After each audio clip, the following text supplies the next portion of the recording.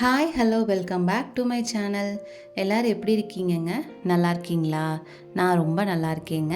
இன்றைக்கி ஒரு ரெசிபி வீடியோவோட தாங்க நான் உங்களை பார்க்க வந்திருக்கேன். ஆமாங்க, ஒயிட் குருமா ரெசிபிங்க. எனக்கு தெரிஞ்சு எனக்கே ஈஸியான ரெசிபின்னா பார்த்தீங்கன்னா அது இந்த ஒயிட் குருமா தாங்க. ஏன்னா நம்மக்கிட்ட இருக்க வெஜிடபிள்ஸ் ப்ளஸ் ஒரு கோகோனட் பேஸ்ட் அரைச்சி ஊற்றினோன்னா குருமா தன்னால் ரெடி ஆயிருங்க. இப்போ இந்த ரெசிப்பியை நான் டீட்டெயில்டு உங்கள் கூட ஷேர் பண்ணுறேன், வாங்க பார்க்கலாம்.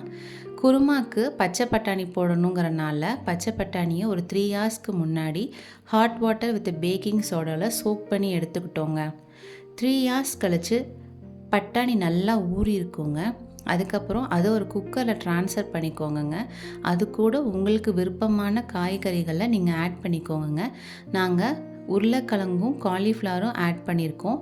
உங்கள்கிட்ட கேரட், பீன்ஸ் அந்த மாதிரி என்னென்ன காய்கறிகள் இருக்கோ அது எல்லாத்தையுமே நீங்கள் தாராளமாக ஆட் பண்ணிக்கோங்க. ஆக்சுவலி நான் ஒரு சில விஷயங்களுக்கு கிரேட்ஃபுல்லாக ஃபீல் பண்ணுவேங்க. அதில் மொதல் விஷயம் என்னென்னா, என்னோடய அம்மா அப்பா வீடு என்னோடய வீட்டிலேருந்து ரொம்ப பக்கத்தில் இருக்குங்க. என்றைக்காவது ஒரு நாள் நான் ரொம்ப டயர்டாக ஃபீல் பண்ணேன்னா நான் பேசாட்டுக்கு எங்கள் அம்மா வீட்டுக்கு கிளம்பி வந்துடுவேங்க. இந்த ஒரு விஷயத்துக்காக நான் ரொம்ப கிரேட்ஃபுல்லாக ஃபீல் பண்ணுறேங்க. வாங்க திரும்பி நம்ம ரெசிபிக்குள்ளே போகலாம். நமக்கு தேவையான காய்கறி எல்லாத்தையுமே நம்ம குக்கரில் ஆட் பண்ணிட்டோம். குக்கரில் இப்போ தண்ணி ஊற்றி அடுப்பை ஆன் பண்ணி குக்கரை ஸ்டவ்வில் வச்சிடலாம்.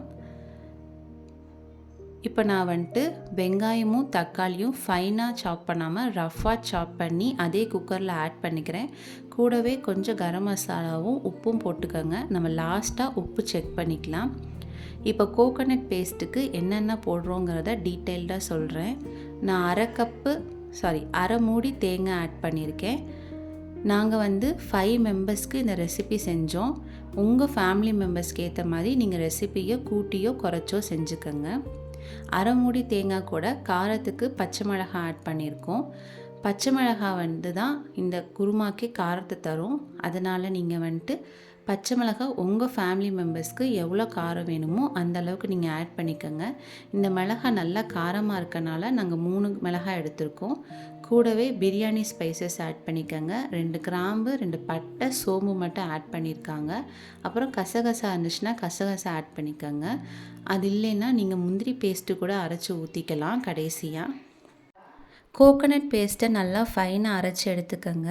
அந்த பேஸ்ட்டை நம்ம குக்கர்லேயே ஆட் பண்ணிக்கலாம். கடைசியாக நான் மிக்ஸி ஜாரை அலசி அந்த தண்ணியையும் நான் குக்கர்லேயே ஆட் பண்ணிக்கிறேன். கன்சிஸ்டன்சி அட்ஜஸ்ட் பண்ணிக்கோங்க. உப்பு செக் பண்ணிக்கோங்க. உப்பு கரெக்டாக இருக்கான்னு பார்த்துக்கோங்க. எல்லாமே கரெக்டாக இருந்துச்சுன்னா குக்கரை மூடி ஒரு 5 விசில் விட்டு எடுத்துக்கோங்க.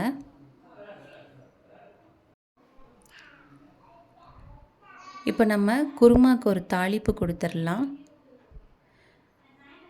ஒரு கடாயில் 1 டேபிள் ஸ்பூன் எண்ணெய் ஊற்றிக்கங்க. நான் கடலெண்ணெய் யூஸ் பண்ணியிருக்கேன்.